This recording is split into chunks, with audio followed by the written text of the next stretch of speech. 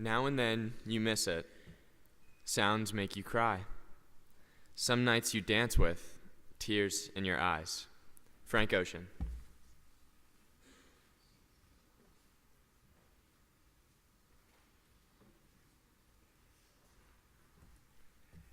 Every moment in time is just the answer to find what you're here for, what you breathe for, what you wake for, what you bleed for. Mute math.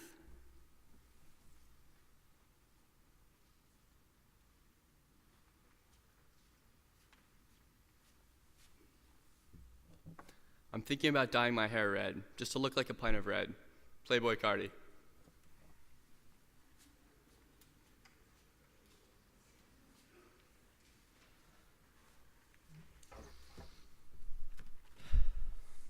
Good morning.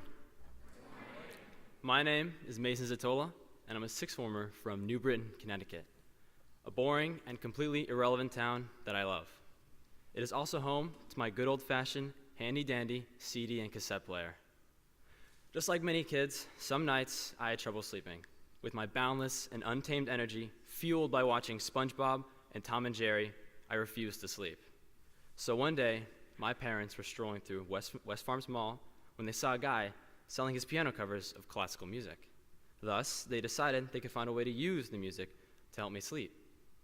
So they put me to bed, popped that bad boy into my CD player. It was a bloodbath. Mozart hit me with the three-piece, followed by the roundhouse kick by Beethoven, and finally with the finishing uppercut by Bach.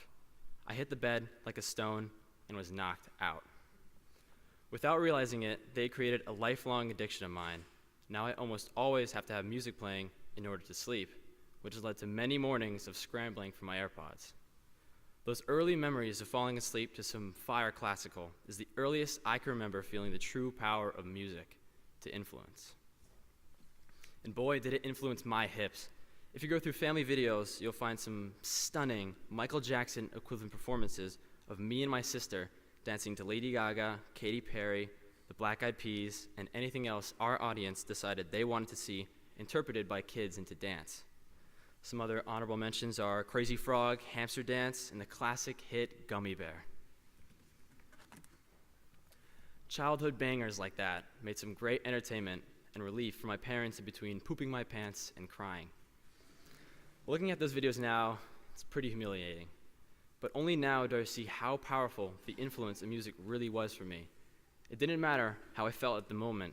If Like a G6 was blasting, I was singing and dancing until I dropped. It's really hard to think of anything else other than music that could make me feel the way I felt then. But for me, the ecstasy of music never stalled. In the 4th grade, I got the option to pick an instrument to play. I will have to credit my sister for inspiring me to pick the best string instrument, the cello. I'm not going to pretend that there was some spark right from the beginning. I struggled through Jingle Bells, where I really practiced and got infuriated when I couldn't play a song correctly. I guess this prompted my parents to get me private lessons. Miss Kane played in the Hartford Symphony and was an extremely patient and kind old lady. I'm grateful for her optimism, even when I doubted my ability, and thankful for how well she tolerated me. Even if at that point I still wasn't into cello, I couldn't deny my progress. I was in the 6th grade. In the 6th grade, I joined the orchestra, and I was selected to be the principal cellist, the one sitting closest to the conductor and the leader of that section.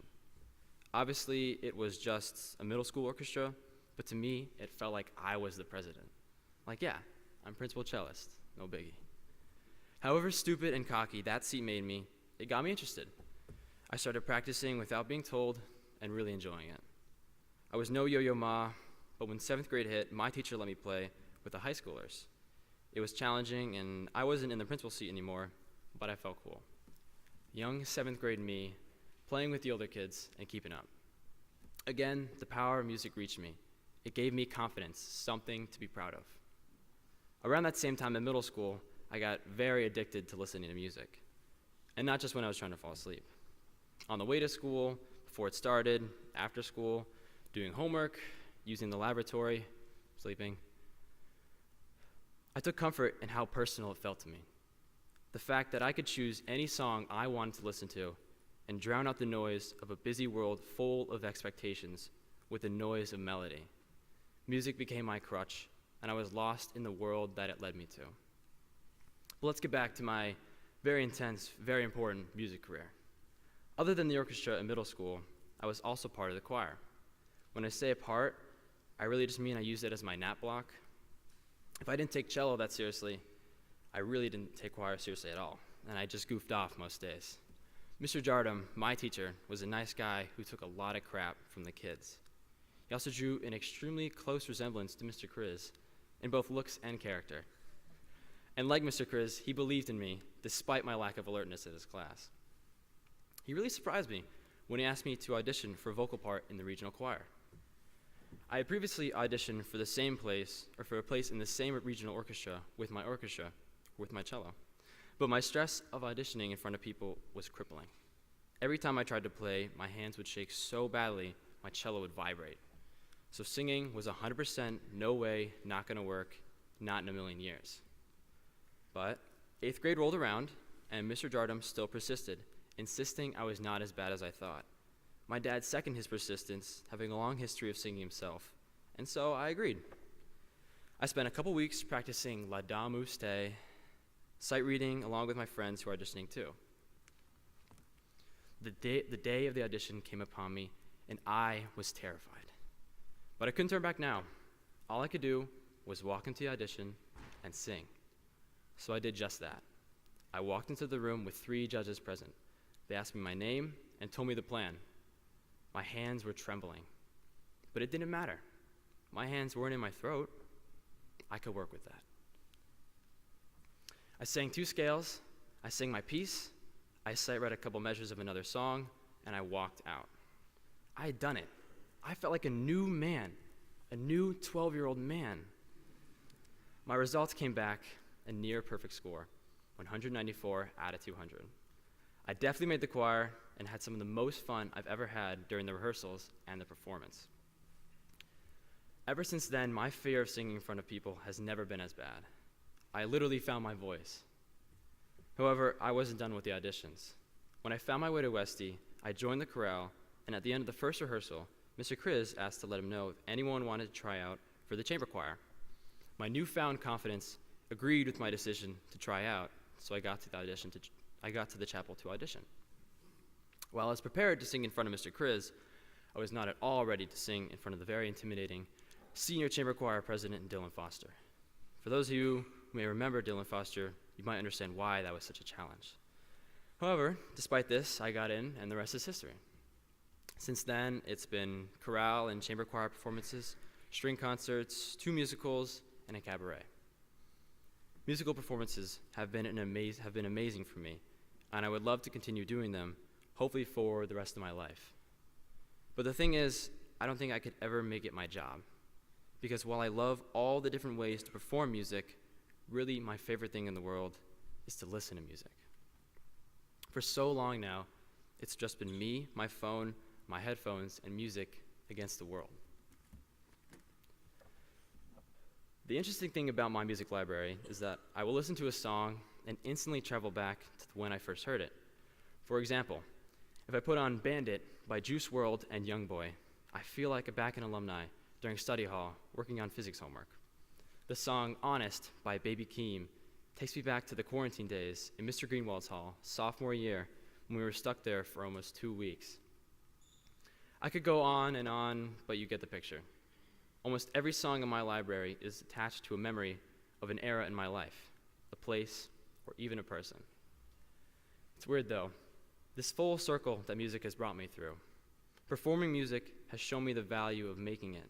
In turn, this has allowed me to appreciate listening to it, which makes me love performing music even more. From the start, classical music brought me into a mindset so I could drift into the dreamland at night. In middle school, I was listening to angry rap and depressing rock. It was loud and distracting, but as I grew up and my worldview changed, so did my taste in music. My music has now become quiet and uplifting. I'm now listening to what the artists are saying, the messages they're trying to convey through lyrics and sound. Music has now become time for me to sit and to think about the real world and my real problems.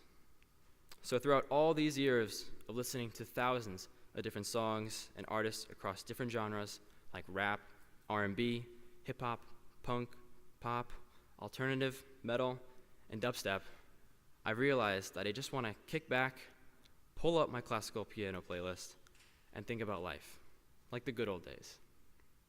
Because to me, music is emotion translated into sound and inscribed into memory.